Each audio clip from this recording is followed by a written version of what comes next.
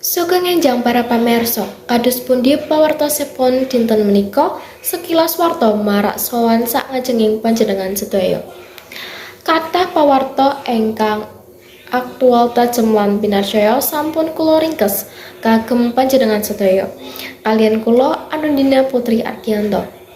Menika pawarta sajangkepipun.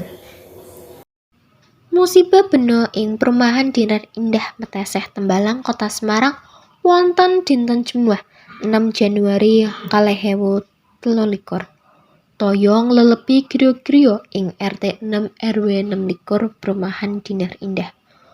Kala sebab musibah menika setunggal warga tilar donya boten saged dipun slametaken amargi kawontenan griya kuncen saking dalemipun.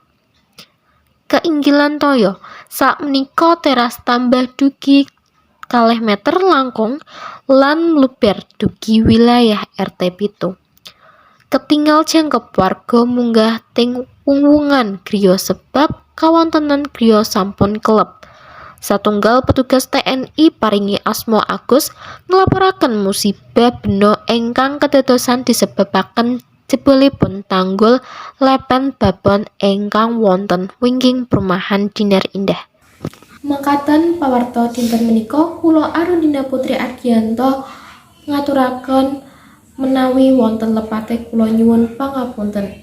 Tetep piring lan waspada amarga musibah saged dugi sawanci-wanci. Matur nuwun, sugeng enjang.